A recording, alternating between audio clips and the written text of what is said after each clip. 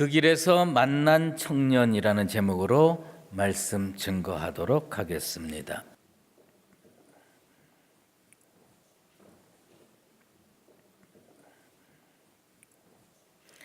현대 의학으로도 아직 정복하지 못한 질병이 꽤 많다고 합니다. 그중에 우리가 체감하기로는 암이라는 질병은 정말 무서운 병입니다. 암세포가 몸에 들어오면 이게 무한 증식하기 때문에 결국 인간이 죽어야 끝나는 것으로 알고 있습니다. 물론 몇몇 암은 이미 치료가 되기 시작했고 또 많은 부분들이 좋게 변하고 있는 것은 사실이지만 그래도 아직까지 암은 인간이 참 무서워하는 질병임에 틀림없습니다. 육신에만 이런 질병이 있는 것 아닙니다. 영혼에도 암처럼 무서운 질병이 있습니다. 그 암처럼 영혼의 무서운 질병이 무엇일까요? 그것은 자기의라고 하는 겁니다. 자기는 올바르고 세상이나 타인은 틀렸다고 생각하는 이 영혼의 질병은 정말 문제가 심각합니다. 이 질병에 걸리면 예수도 소용없고 교회도 소용없어집니다. 예수님께서 이처럼 자기의라는 영혼의 질병에 걸린 사람들을 향해서 특별하게 비유로 말씀하신 적이 있습니다. 누가복음 18장에 나오는데요. 이렇게 말씀하고 있습니다. 또 자기를 의롭다고 믿고 다른 사람을 멸시하는 자들에게 이 비유로 말씀하시되, 그러니까 자기를 의롭다고 생각하고 다른 사람은 틀렸다고 생각하고 멸시하는 그런 사람을 향해서 우리 주님께서 비유를 말씀해 주셨습니다. 이건 그저 단순한 비유가 아니고요. 교회 안에서 지금도 많은 사람들이 이런 질병에 걸려서 문제가 되고 있습니다. 이런 사람들은요, 예수를 무용한 존재로 만들고 있고 교회를 쓸모없는 존재로 만들고 있습니다. 바리새인과 세리 두 사람이 기도하러 성전에 올라갔습니다. 이 바리새인은 자기의에 빠진 전형적인 사람이었습니다. 그래서 그는 따로 서서 기도를 했습니다. 하나님이여, 나는 다른 사람들과 같지 아니하고 이 세리와 같지 아니함을 감사합니다. 자기는 올바르고 저 사람은 틀렸다는 기도입니다.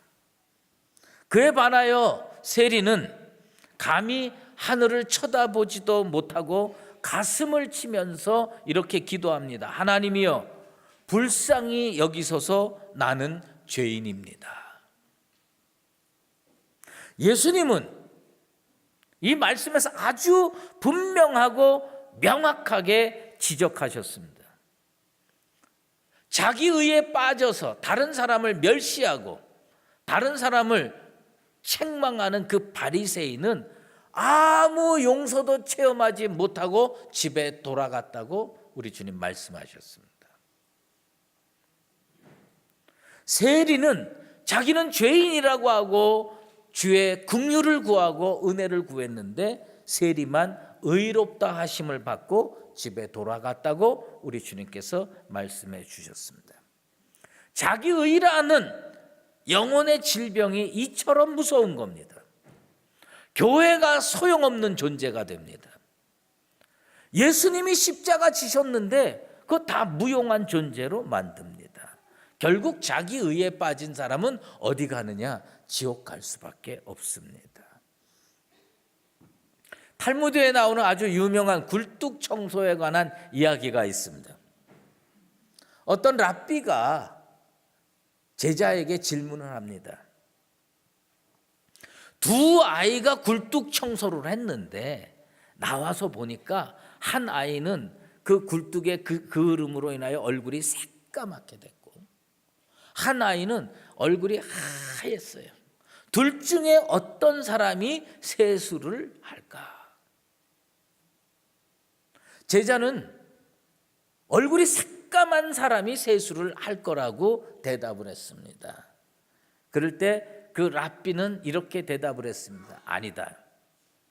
서로 상대방을 쳐다보는데 얼굴이 하얀 사람은 새까만 아이를 보고 내 얼굴도 저렇게 새까맣겠구나. 그리고 세수를 하고, 새까만 사람은 얼굴 하얀 사람을 보고 뭐냐면 나도 저렇게 하얗겠거니 생각하고 안 씻는다는 겁니다.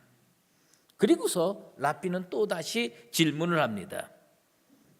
똑같은 과정을 설명하고 누가 얼굴을 씻겠느냐? 그랬더니 이번엔 제자가 얼굴이 하얀 사람이 까만 아이를 보고 얼굴을 씻을 겁니다. 그랬더니 이 선생님은 이렇게 대답을 했습니다. 그거 틀렸다.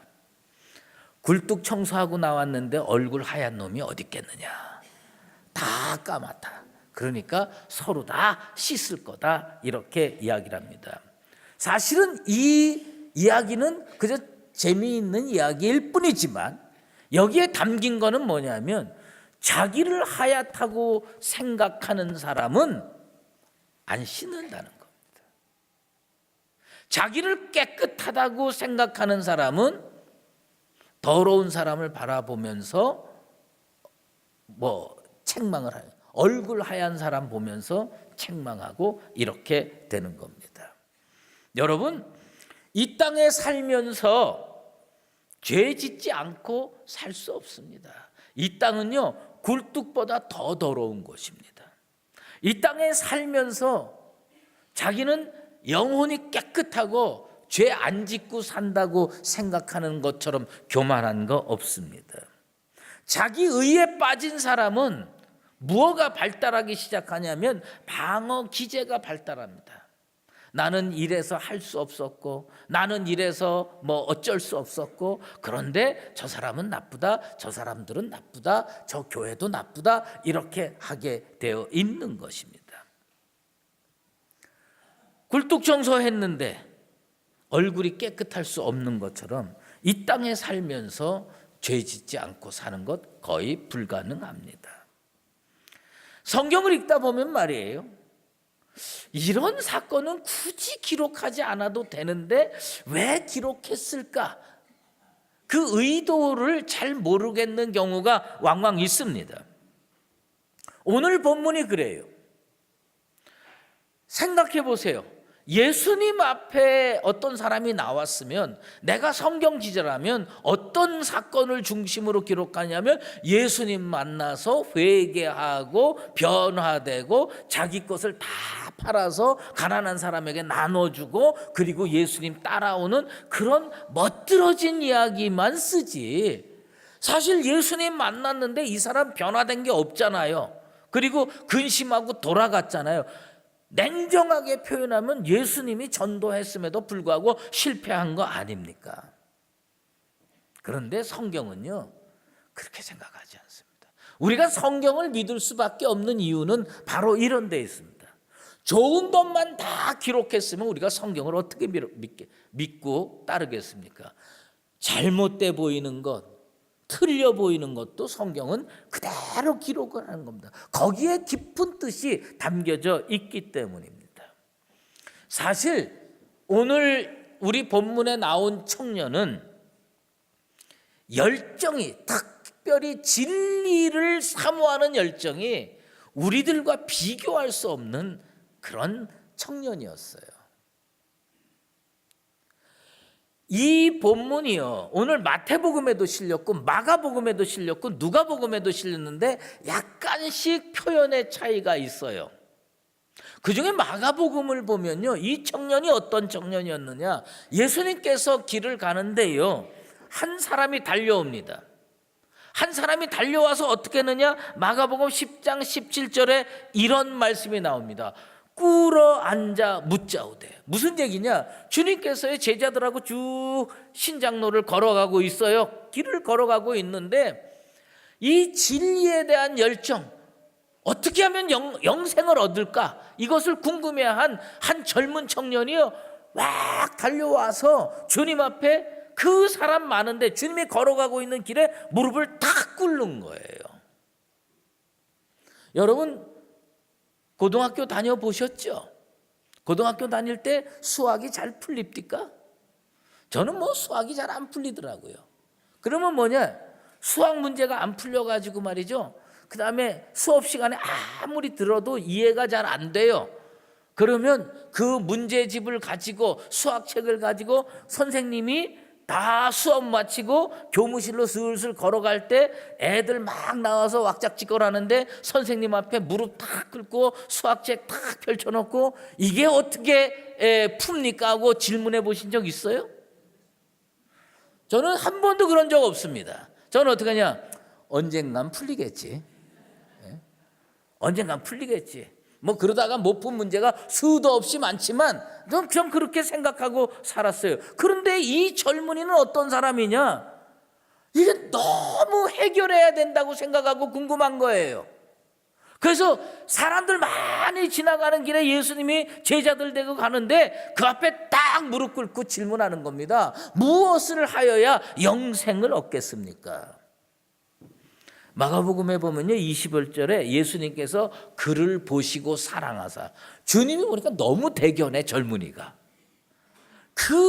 이 진리에 대한 열정, 영생을 알고 싶어하는 그 열정, 이걸 가지고 딱 주님 앞에 나서 무릎을 꿇을 정도니 우리 주님께서 얼마나 대견하겠습니까? 그런데 이 사람 실패했습니다. 진리를 알아내는데 실패했어요. 뭐냐면 열정보다 중요한 건 올바른 신앙입니다. 올바른 신앙이 있으면 열정 조금 없어도 예수님 따라가는데 별 문제가 없어요. 뭐냐 하면 이 젊은이는요 예수님을 구주라고 인식하지 않았어요. 많은 사람이 은혜를 체험한 사람들의 공통점이 뭐냐면 주여 그러고 다가왔어요. 예수님을 나의 구주로 고백했어요. 예수님을 나의 주인으로 고백했어요. 이렇게 주님을 하나님의 아들로 인식하고 주인으로 인식하고 구세주로 인식한 사람들은 대부분 은혜를 체험하고 변화를 체험하고 돌아갈 수가 있습니다. 그런데 이 사람은 선생님이요. 선한 선생님이요. 이 선생님이라고 부릅니다. 그러면서 내가 무슨 선한 일을 해야 영생을 얻으리까? 무슨 얘기인 줄 아세요? 구원을 믿음으로 얻는 게 아니라 선행으로 얻는다고 생각하는 사람입니다. 자기 의에 사로잡힌 사람들의 대부분이 뭐냐? 선행 조금 해본 거예요. 살면서 다른 사람 도와줘 봤어요. 어렵고 힘든 사람 그냥 못 지나쳐요. 그래서 그들에게 주머니에 있는 돈도 나누면서 나는 참 올바르게 잘 산다. 이런 사람들은 구원을 어떻게 생각하느냐? 선행으로 얻는다고 생각합니다. 그런데 이거는 하나님의 기준이 아닙니다. 하나님은 우리들이 생각하는 선행으로 우리가 구원 얻을 수 있다고 생각하지 않으십니다. 예수님께서 이 사람에게 뭐라고 말씀하셨느냐? 내가 온전하고자 할진대 가서 내 소유를 팔아 가난한 자들에게 주어라. 무슨 얘기냐? 너 선행으로 구원 얻을 수 있다고 생각하냐? 그러면 진짜 선행을 제대로 한번 해봐라. 진짜 선행을 제대로 하는데 네 재산 다 팔아가지고 가난한 사람들에 다 나눠주고 그리고 너는 와서 나를 따르라. 여러분 이런 기준으로 구원 얻을 수 있을 거라고 생각합니까? 오늘 저녁에 집에 돌아가셔서 아파트 팔고 그 다음에 가게 팔고 다 해서 그거 가난한 사람한테 나눠주고 그 다음에 예수 따라가서 구원 얻을 거라고 여러분 생각합니까? 이거 불가능합니다. 할 수 없어요. 혹시 질문해 볼게요. 예수 믿고 구원 얻으려고 집 팔아보신 분 한번 손 들어보세요. 그러면 이 기준으로 구원 받을 수 있는 사람이 여기 단 한 명도 없네요. 아닙니다. 이 사람 포장은 그럴듯했어요. 자기를 옳다 인정받기를 원했어요. 예수님께 칭찬 한번 받고 싶었어요. 그런데 예수님은 너 부족하다. 선행으로 구원 얻고자 하느냐? 너 부족하다. 그거 갖고 안 된다. 이렇게 말씀하는 겁니다. 제가 가끔 음식에 대해서 말씀드리는데 저는 막국수를 좋아합니다. 냉면도 좋아하지만 막국수 좋아합니다. 제가 어쩌다가 그 속초라고 하는 데를 가는 막국수 집이 있어요. 그 막국수 집에 가면 말이에요. 막국수 이렇게 그 거무튀튀한 거 이렇게 해놓고요. 거기다가 아주 시원한 동치미를 이렇게 부어줘요. 그리고 그 집의 특성은 뭐냐면 이 돼지고기 편육이 따라 나옵니다. 그러면 이 돼지고기 편육하고 막국수하고 이렇게 해서 먹으면 진짜 감탄사가 절로 나옵니다. 그래서 저는 그 속초를 가면 꼭 그 집에 가서 막국수 한 그릇을 먹습니다. 근데 어느 날 그 집에 갔어요. 그 집에 갔더니 주인이 바뀌었어요. 그런데 다 바뀌었어요. 주인이 바뀌었는데 내부 인테리어도 정말 깔끔하게 바뀌었고요. 그릇도 바뀌고 젓가락도 바뀌고 숟가락도 바뀌고 직원도 다 바뀌었어요.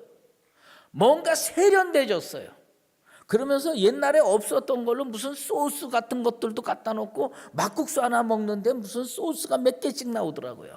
그러면서 탁 하면서 그래서 주인이 바뀌었습니까? 그랬더니 바뀌었대요. 그러면서 이게 더 맛있다는 거예요. 그리고서 그날 그 사람들이 말아주는 막국수 한 그릇을 먹고 그로부터 15년 동안 난 그 집을 안 가고 있습니다. 왜냐하면 예수님 이 젊은 청년에게 뭐라고 말씀한 줄 아세요? 오히려 한 가지 부족한 것이 있다. 오히려 한 가지 부족한 것이 있다. 저 그 집에 왜 안 가는 줄 아세요? 딱 한 가지가 부족하더라고 그 집에. 여러분 그 집에 한 가지 부족한 게 뭔지 상상이 됩니까? 딱 한 가지 부족한 게 있는데 맛이 없어. 맛이 없어요. 그래서 전 그 집 안 갑니다. 여러분 우리 주님이 뭘 얘기했냐? 그냥 한 가지 부족하다고 얘기하고 온전하려고 하는데 이거는 보통 부족한 게 아니라는 얘기예요. 선행으로 구원을 얻는다? 불가능하다는 겁니다. 그래서 우리 주님께서 뭐라고 했냐? 그거 다 팔고 그리고 와서 나를 따르라. 지금 예수님께서 이 청년을 어디서 만났느냐? 예수님께서요 갈릴리를 떠나셨어요. 그리고 쭉 내려오다가 유대 지경에 이르렀습니다. 그러니까 예루살렘 근처에 도달했습니다. 예루살렘 근처에 도달하고 지금 19장인데요. 21장에 예수님이 나귀 타고 예루살렘에 입성해서 십자가 지러 들어가는 겁니다. 그러니까 예수님이 십자가 지러 예루살렘 들어가기 전에 마지막으로 만난 사람이 누구냐면 이 청년입니다. 예수님이 그 길에서 이 청년을 구태여 왜 만나셨을까? 뭐예요? 수많은 자기의에 사로잡힌 사람들, 이런 사람들을 향한 우리 주님의 메시지인 겁니다. 저는 이 청년의 입장에서 생각을 해봤어요. 이 청년이 결국은 예수님 안 따르고 집에 돌아갔잖아요. 그리고 일주일도 안 돼서 예수님이 십자가 지시고 돌아가셨어요. 그 십자가 이야기를 이 청년은 진리에 대해서 관심이 많았으니까 늘 들었을 겁니다. 이 청년은 어떤 생각을 했을까? 둘 중에 한 가지 생각을 했겠죠. 아이고, 내가 예수님을 따를 수 있는 마지막 찬스를 놓쳤네. 그러면서 탄식을 했을까? 아니면 야, 큰일 날 뻔했네. 그 사람 쫓아가면서 재산 다 팔아가지고서 나눠주고 예수님 뒤를 쫓았으면 지금 어떻게 됐을까? 예수님 십자가 지시고 달려 돌아가셨는데. 여러분은 그 청년이 어떤 생각을 했을 거라고 상상하세요? 전자입니까? 후자입니까? 저는 100% 후자일 거라고 생각합니다. 야, 예수님 안 쫓아가길 정말 다행이다. 우리가요 이런 결론에 도달할 수밖에 없는 죄인입니다. 선행으로 구원을 얻을 수 없는 가장 큰 이유가 뭔지 아십니까? 우리는요 하나님의 기준에 도달할 선행을 할 수 있는 능력이 아예 없는 사람들입니다. 그래서 주님 앞에 나와서 주의 은혜를 구하고 긍휼을 구할 수밖에 없는 겁니다. 예수님께서 뭐라고 콕 집어 얘기하셨습니까? 부자가 천국에 들어가는 것은 낙타가 바늘귀로 들어가는 것보다 더 어렵다고 말씀하는 겁니다. 역대기를 읽어보면 말이에요 참 이상한 책이에요. 왜 이상한 책이냐? 역대기에 보면 진짜 중요한 사건을요 사람들 이름 속에다가 툭 집어넣어가지고 이게 중요한지 중요하지 않은지를 알아차리지를 못하게 만들어 놓은 이상한 책이에요. 여러분 혹시 이 사람 아십니까? 성경을 예수 오래 믿으셨고 성경도 많이 읽으셨는데 시그리의 아들 아마시아라고 들어보신 적 있습니까? 아마 처음 들어보는 분들이 되게 많을 겁니다. 근데 이 사람이 어떤 사람이냐? 여호사밧 왕 때 여호사밧 왕이 강성하게 되는데 크게 기여한 군대 장관입니다. 그런데 이 사람이요 하나님 앞에 복을 많이 받고 삽니다. 왜 복을 많이 받고 사느냐? 성경에 역대하 17장에 보면 이런 말씀이 나옵니다. 저는 자기를 여호와께 즐거이 드린 자다. 이 사람은요 자기를 예수님께 하나님께 즐거이 드리면서 하나님 앞에 은혜 받고 복 받은 겁니다. 예수님께서 하신 말씀이 뭐냐면 그러면 부자가 낙타가 바늘귀 들어가는 것보다 더 어렵게 천국에 가면 부자는 아예 못 들어가겠네? 아닙니다. 사람으로는 할 수 없는데 하나님으로는 하실 수 있는 거예요. 이 얘기가 뭐냐? 인간으로 접근해 보면요 내 재산 팔아서 가난한 사람에게 나누어 주는 거 불가능합니다. 그건 진짜 불가능한 일이에요. 그런데 거기 성령이 역사하면 그 가난한 사람이 측은해지는 거예요. 그 사람 도와주고 싶은 마음이 생기는 거예요. 그래서 선교사 되는 거고 그래서 신학교 가는 거예요. 여러분 성령 받으시면요 여러분 재산보다 예수님 따라가는 것이 훨씬 좋은 일이라고 느껴지게 될 줄로 믿습니다. 근데 아멘이 적은 걸 보니까 그렇게 생각하는 것 같아요. 야 이거 성령 받으면 안 되겠구나. 이거 성령 받으면 진짜 집 팔아야 되는 건가 보다 이렇게 생각하는데 여러분 그렇게 두려워할 거 없습니다. 왜냐하면 성령 받으면 한 걸음 두 걸음 주님 앞에 나가다 보면 그 일도 가능한 거고 우리 주님께서 이 아마시아처럼 자기를 즐거이 여호와께 드린 자를 우리 주님께서 크게 들어 쓰실 뿐만 아니라 축복도 주시게 될 줄로 믿습니다. 여러분들이 나다넬 호돈의 주홍글씨라는 책을 혹시 읽어보셨는지 모르겠어요. 들어보셨죠? 근데 이 호돈이 왜 주홍글씨라는 책을 썼을까? 그 호돈이라는 작가가요, 이 유럽에서 신대륙으로 이주한 청교도들, 예수 잘 믿겠다고 이주해가지고 진짜 예수를 철저히 믿고 사는 사람들을 이렇게 작가의 눈으로 보니까 이 사람들이 성경적 용어로 다 어디에 빠져 있느냐? 자기 의에 빠져 있어. 예수 잘 믿는 사람들인데 그 시각으로 모든 걸 보니까 이것들 세상 사람들 다 틀려먹은 거예요. 그리고 교회 안에서 뭘 조금 잘못하면요 그거를 질책하고 하는 겁니다. 헤스터 프린이라고 하는 여자가 딤스데일 목사하고 간통을 합니다. 간음을 합니다. 그리고 이게 걸립니다. 그래서 이 여자가 가슴에다가 A자를 새기는데 빨간 글씨로 A자를 새기는 거예요. 그 A자의 뜻이 뭐냐면 어덜터리예요. 간음한 여자예요. 간음했다 이 여자는. 그런데 그 딸을 키웁니다. 딸을 키우면서 6, 7년이 지나요. 그런데 이 여자가 그렇게 손가락질 받고 책망받고 가슴에 A자를 새기고 살면서요, 그때 진짜 그리스도인답게 삽니다. 청교도들과 다른 거예요. 진짜 그리스도인답게 사는 거예요. 어느 날 사람이 지나가면서 애들이 엄마한테 물어봅니다. 엄마, 저 아줌마 가슴에 A자 새겼는데 그 A자가 뭐야?